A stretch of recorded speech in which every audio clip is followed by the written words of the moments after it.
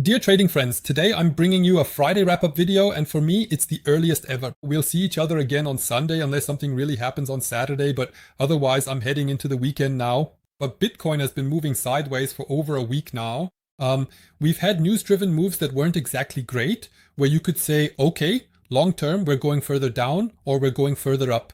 But we mustn't forget one thing, the overarching structure is bearish, while a smaller internal structure here is bullish. And for this reason, we'll take a quick look at Bitcoin because I also want to show you something about the large orders. We have over 1 billion, or I think it's almost 2 billion in sell orders above us, but almost as much below us as well. And I'm only talking about prices here up to 59,000 US dollars. Therefore, a lot of orders are going to be filled there. The liquidation heat map also shows us something down to 57 or even 56,000 if we look at the 3-month time frame. What's interesting is that the whales, all those holding over 10,000 Bitcoins, are starting to gradually reduce their sell-offs here. So that's definitely interesting. This could mean that we might be entering a buying phase again. And in that case, the price could rise a bit or even fall further so that the whales can buy at a lower price. Since we don't have that much going on with Bitcoin right now, we'll of course go through a few trading bots. At the moment, things are actually looking pretty good. We still have one problem child though, the S&P 500. It's still short at the moment.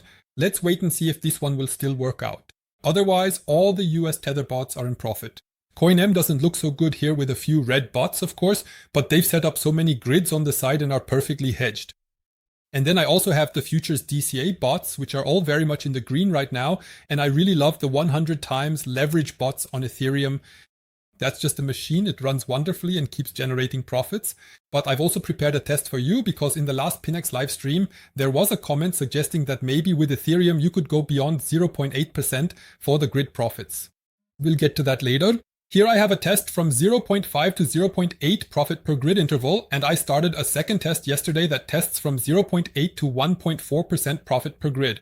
And I want to go through this with you in detail to show you what I'm getting at, and at the same time I've also opened a really high risk pet futures script bot. I'd also like to go through that with you. That's all for now on that. Now, very briefly about Bitcoin so we can go through that. So I'm not really liking this sideways trend at the moment. I know a lot of people are saying we're definitely heading massively towards 70,000, maybe a bit below or above that. I can definitely imagine that. Why? We still have, I think on the daily chart, a fair value gap, which is really interesting. It's in this area. I can quickly visualize that for you. That would light up here. That means the 69,000 US dollars is a very interesting fair value gap that would occur here. But then we would also have broken the current structure if I go back here, which is still intact, the ABC structure down here, which would be its target level. I'm going to turn off the smart money concepts indicator again now. We now know about the fair value gap here around 70,000 US dollars, and at the same time we have a small possible bullish structure here that could still be intact. Yes, but we need to break the B point here so that we can say, okay, it can really go up because overall we're still actually in the yellow bearish structure and nothing has changed there, except that we can still go down in this area for now. Breaking the B point would be ideal. Then I actually see us with the possibility that we could go higher. With Ethereum, if we take a look, it has already broken this B point here. That was this area, but if we look at Ethereum, it might actually be forming a different, larger consolidation right now. If we take a closer look now, maybe we are actually seeing a sideways trend here as well. I know everyone wants us to surge massively right now, but again, I can only emphasize it. Every time we've had a crash, we've always had this kind of up and down sideways trend before a new directional decision was made. That one was actually quite long with a slight upward trend, but even so, trading within it was only possible with short-term trades. Maybe we're really seeing something similar now. We've had another massive breakdown and now we're seeing another kind of accumulation phase here. Small trades are of course possible, but otherwise I would be cautious here when looking at Solana. In my opinion, it even has the potential to go further down at this point because we have here, as I mentioned in one of the last videos, if I include it here, we triggered the 0.618 Fibonacci, went up from there, and now we're seeing a small sell-off. This means that right now, as you can see from the VPVR, we've dipped into the volume resistance also here where there's still a lot of volume and we've been rejected for now. Of course, it depends what is Bitcoin doing. What about the news? Yes, what will happen in the next few days or weeks, whether we'll actually break through or if we'll see another rejection. Exactly. And now looking into Bitcoin, I would currently be overall cautious. On the higher time frame, bearish, and on the lower time frame as well. In this time frame, still bearish too because we're making lower lows and lower highs. However, if we break through that, then I would also change my structural decision here. because then the market is telling us, hey, at least we've broken through this structural high to the upside. Then I could actually see higher prices. But even here, it's important to be cautious, just as I showed earlier with Ethereum. Maybe we'll also see a longer accumulation phase here, one that might push us into shorts and longs and then trigger liquidations afterwards. Now let's move on to the whale orders. That looks very interesting. So above us, and I want to zoom in a bit here, you know the ones from below from the last video.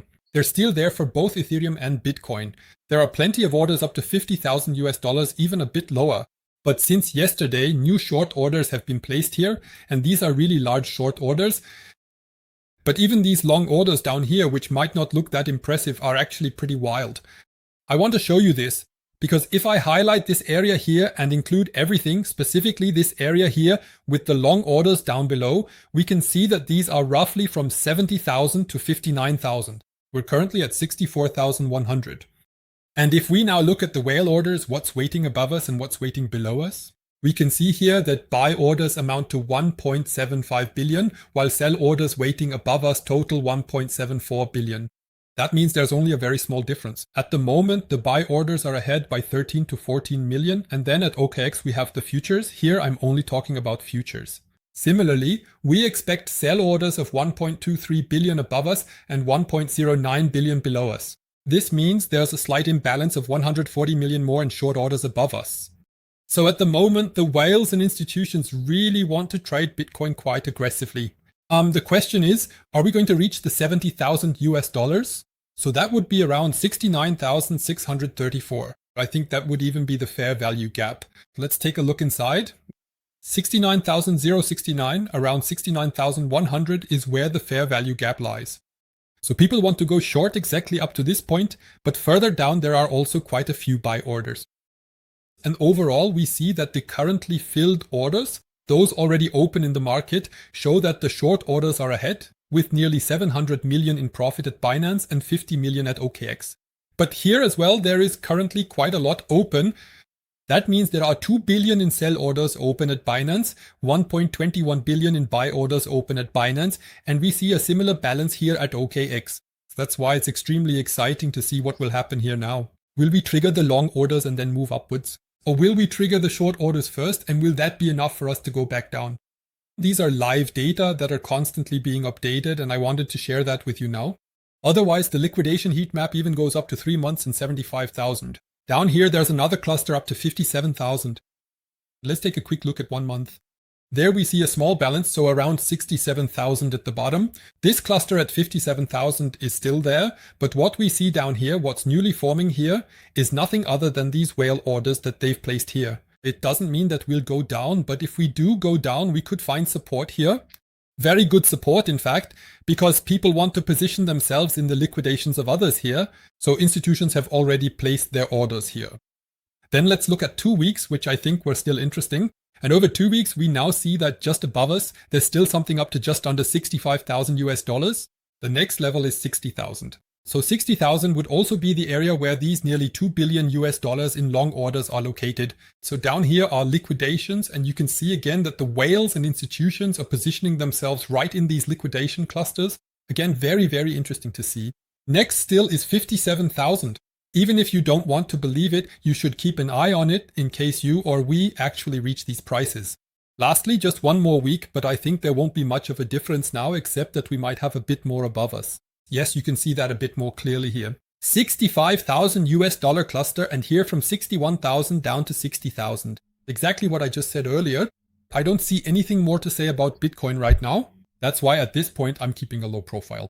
Of course, you could try to place an order now, but honestly, in my opinion, that's a bit of a gamble because what we're seeing here is nothing more than an accumulation phase. The only question is, where will this accumulation phase break out, upwards or downwards? That's really a matter of luck. None of us will be able to predict that with 100% certainty.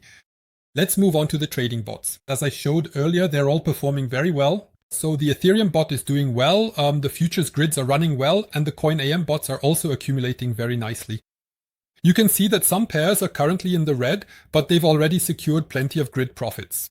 But now let's move on to the tests.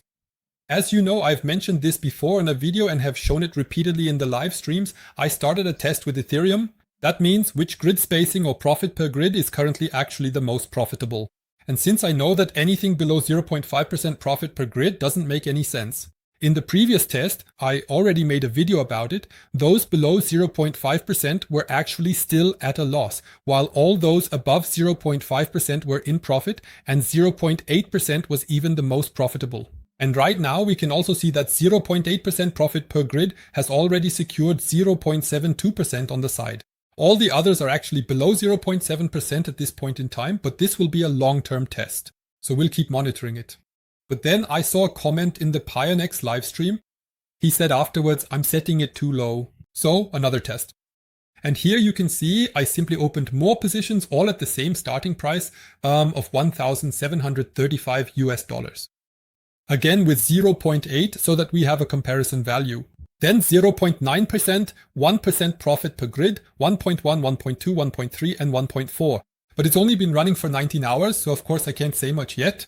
We'd have to let it run a bit longer, and then we can see here as well where we would actually have the most overall profit if we let it run for a few weeks, maybe even a few months. Let's see when we will reach $2,500 US so that this grid bot moves out of its range. And then I also have this BIT. Why do I want to test BIT? BT is an absolutely volatile coin, which is super dangerous to trade. I only did a 2 times long, but with a larger gap. Let's take a look at the parameters here. 5.9% profit per grid. Normally you would never set it up like this, but for me this is really just a test so I can say that a coin like BIT, and I want to show you this on the chart now, is not recommended for imitation, and I want to make that clear again. But if I go in here, just look at the kind of moves it makes. Yeah, let's take a look at this price movement.